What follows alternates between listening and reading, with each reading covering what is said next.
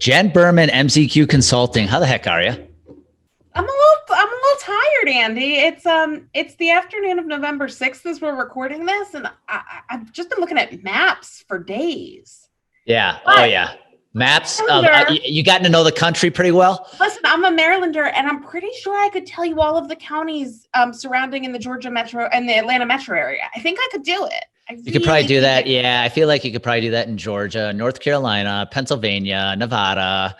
Hey, I spent 6 years living in Philadelphia, so I had Pennsylvania down already. But suffice it to say, for a policy wonk like me, it's been an interesting week. Yeah, no kidding.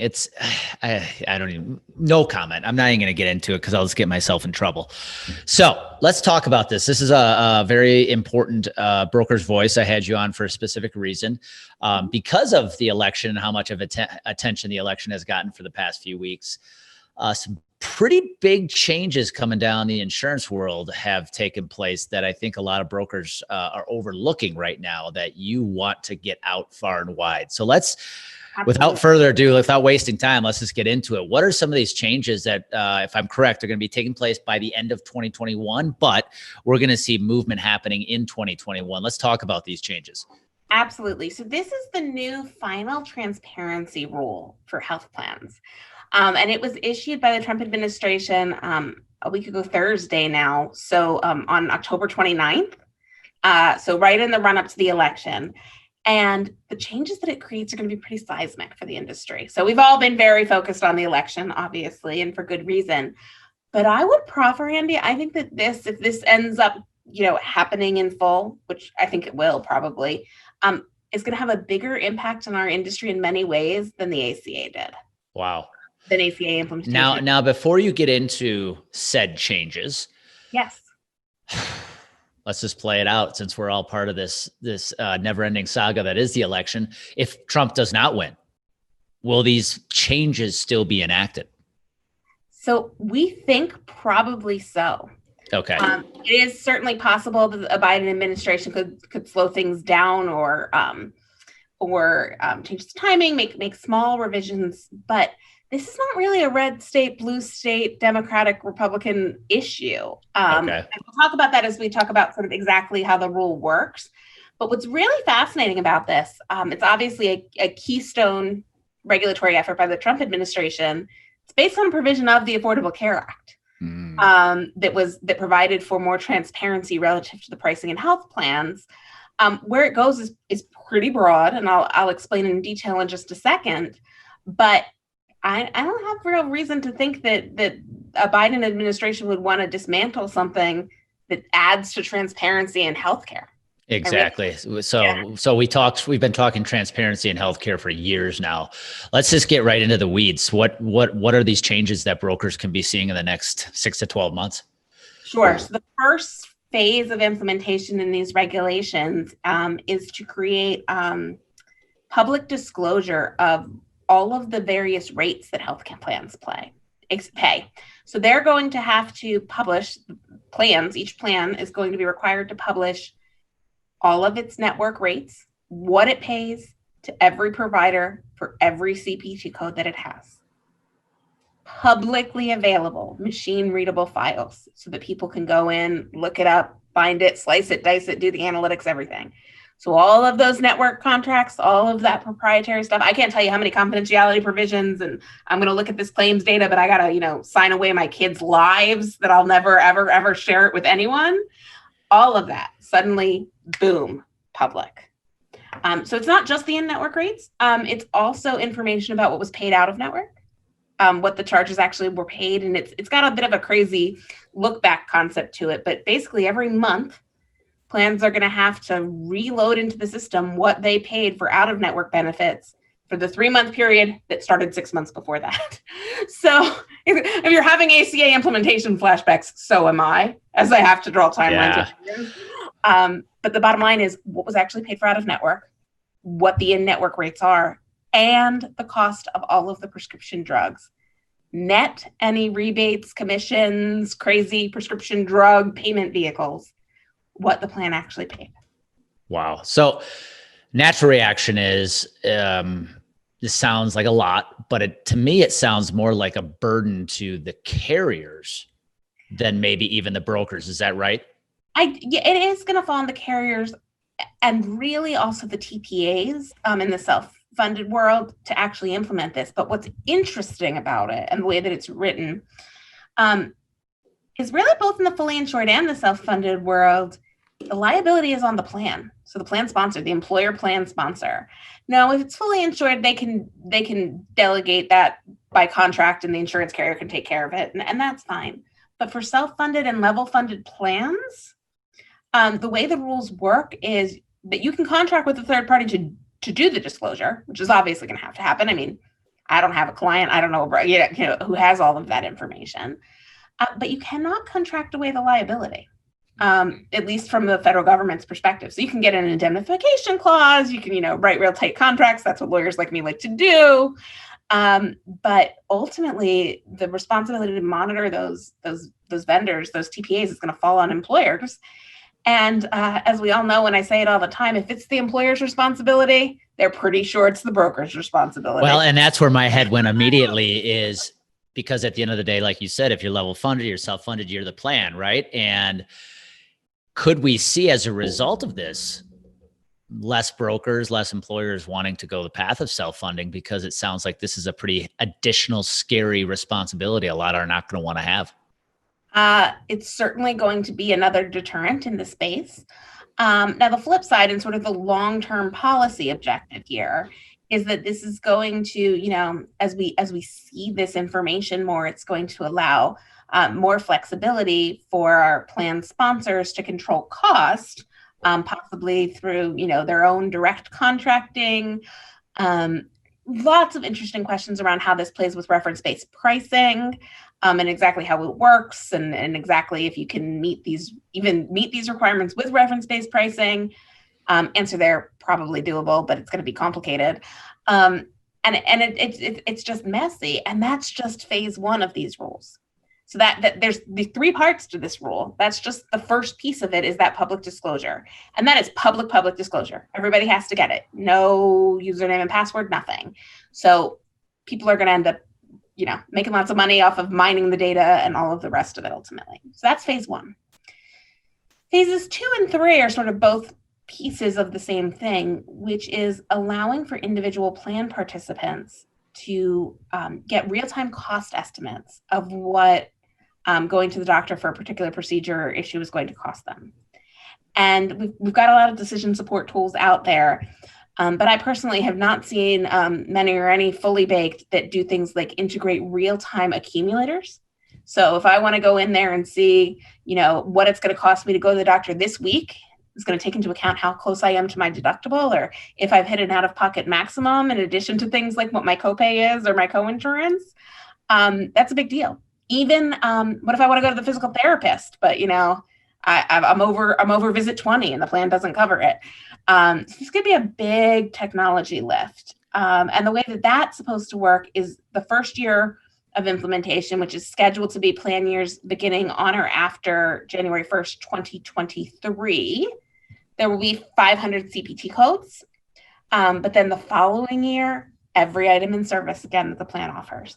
So this is really big, Andy. So we could actually see a couple things. Number one, I hope on my dog's life that the government doesn't believe they're going to be able to build this technology. We all saw how that went with ACA.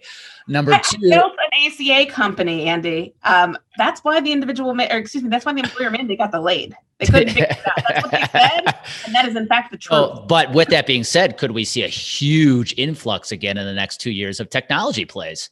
I mean, let's face it, since ACA, we've had a massive influx into the health insurance world of technology companies, because they all are coming up with the next widget to solve all of these new nuances that we are now dealing with. So could we see a lot more technology partners enter the space? I would be shocked if we don't. And this is, as we all know, this is big data, and this is big data now exponentially, right? Yeah. Because every single health plan, think about this. Most of your clients aren't going to have just one plan option. They're going to have 2 or 3 or, God forbid 10, some of them go that way. Mhm. This is every single option needing to be done separately. This is a lot of work. It's going to be well into the billions. Wow. So let's go there. Yeah. Well into the billions. We're putting a dollar sign on this, a very big fat one. And I didn't do it, Andy. They have these cost projections that they put into the regulations. So yes.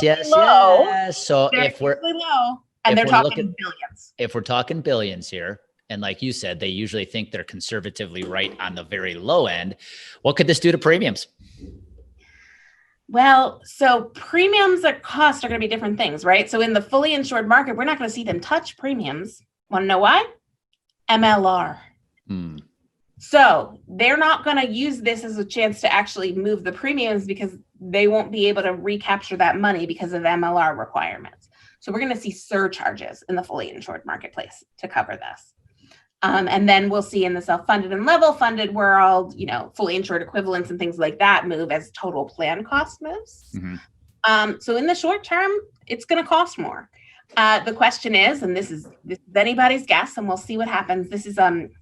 This policy is the brainchild of the Heritage Foundation, very little C conservative organization, notably a very little C conservative organization that came up with this idea of this whole individual mandate, employer mandate concept that became Romney Care in Massachusetts back years ago, and then later became Obamacare, right? And I think maybe it's Trump Care. I don't know what it's called these days, but that idea, more generally known as the Affordable Care Act and how it works, these are the guys who came up with that.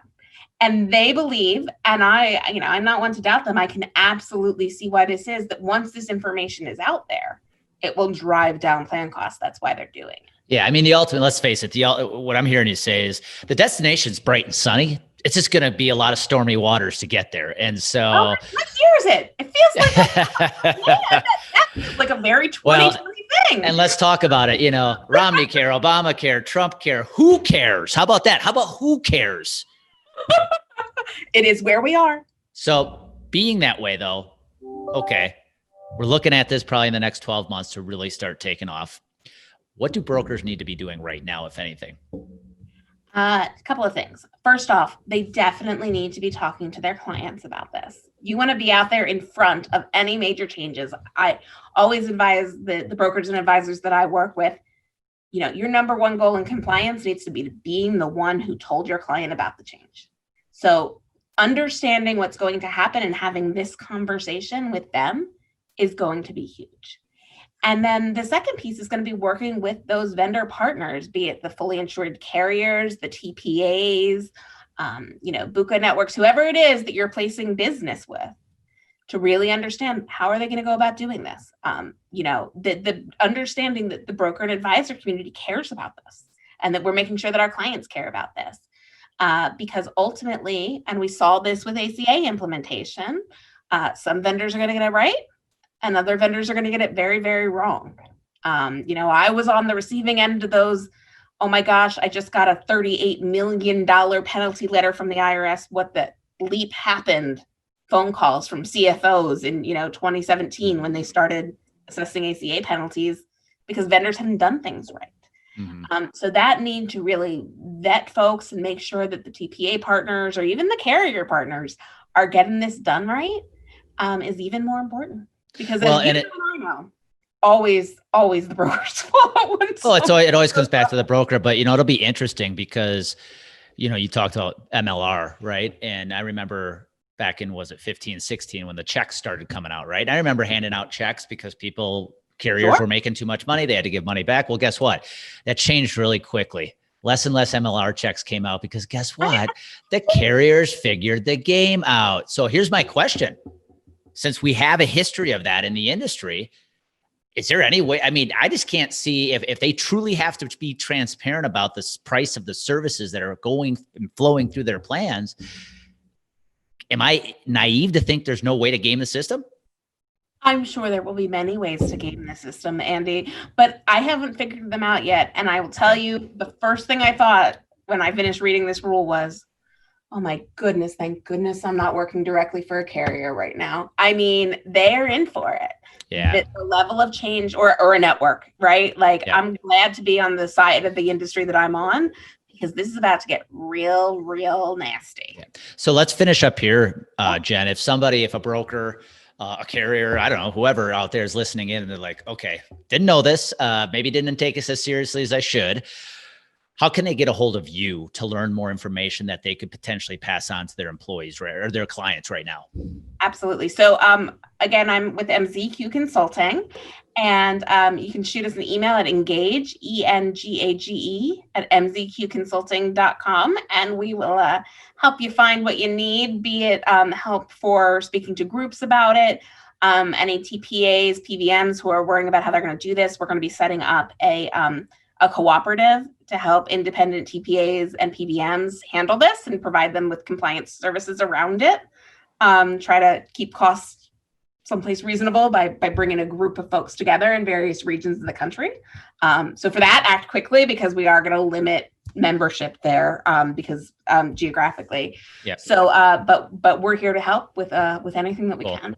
Yeah. Awesome. I'm glad we did this interview, because it was, you and I just connected a couple of days ago, and I think it's very timely because we're performing this interview on the week of the election. So everything's getting overshadowed right now. But, if I heard you correctly earlier, this could be bigger than ACA.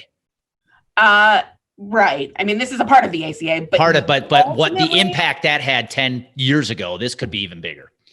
Certainly on the actual payment vehicle and mechanisms. So, I mean, this is probably HIPAA-sized change.